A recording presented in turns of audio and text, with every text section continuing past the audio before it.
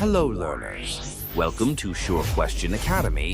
Please watch the videos, like and subscribe to the channel. Hello, ക്ലാസ്സിലേക്ക് സ്വാഗതം.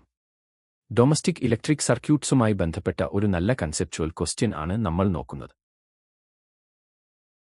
നമുക്ക് ചോദ്യം വായിച്ചു തുടങ്ങാം. താഴെ പറയുന്ന സ്റ്റേറ്റ്മെന്റ്സ് ഒന്നൊന്നായി നോക്കാം.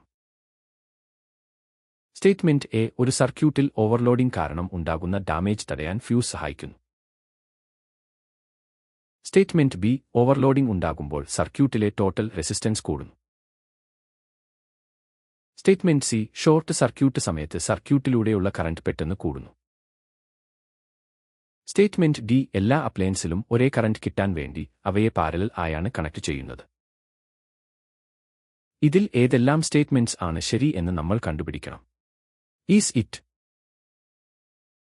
ഓപ്ഷൻ എ എയും ബിയും ആണോ? ഓപ്ഷൻ ബി ബിയും ഡിയും ആണോ? ഓപ്ഷൻ സി എയും സിയും ആണോ? അല്ലെങ്കിൽ ഓപ്ഷൻ ഡി ആണോ? നമുക്കിത് ഒന്ന് ചെക്ക് ചെയ്തു നോക്കാം. നമുക്ക് ഇത് സ്റ്റെപ്പ് ബൈ സ്റ്റെപ്പ് ആയി അനലൈസ് ചെയ്യാം. ആദ്യം സ്റ്റേറ്റ്മെന്റ് എ നോക്കാം. ഇത് തികച്ചും ശരിയാണ്. കറന്റ് ഒരു പ്രത്യേക ലിമിറ്റിൽ കൂടുതൽ ആകുമ്പോൾ ഫ്യൂസിലെ വയർ ഉരുകി സർക്യൂട്ട് ബ്രേക്ക് ആകുന്നത് ഈ ഡയഗ്രമിൽ കാണാം. ഇനി സ്റ്റേറ്റ്മെന്റ് ബി നോക്കാം. ഇത് തെറ്റാണ്. കൂടുതൽ അപ്ലയൻസസ് പാരലൽ ആയി കണക്ട് ചെയ്യുമ്പോഴാണ് ഓവർലോഡിംഗ് ഉണ്ടാകുന്നത്. പാരലൽ കണക്ഷനിൽ ടോട്ടൽ റെസിസ്റ്റൻസ് കുറയുകയാണ് ചെയ്യുന്നത്. അടുത്തത് സ്റ്റേറ്റ്മെന്റ് സി. ഇത് ശരിയാണ്. ഷോർട്ട് സർക്യൂട്ട് സമയത്ത് ലൈവ് വയറും ന്യൂട്രൽ വയറും തമ്മിൽ മുട്ടും. അപ്പോൾ റെസിസ്റ്റൻസ് 0 ആകും, കറന്റ് ആകട്ടെ പെട്ടെന്ന് കൂടുകയും ചെയ്യും.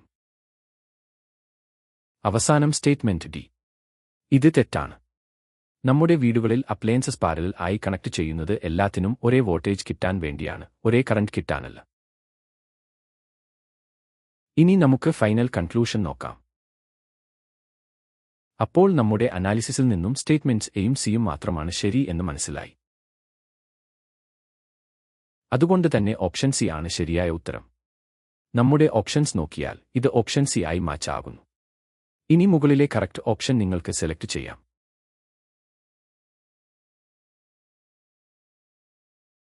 സൂപ്പർ!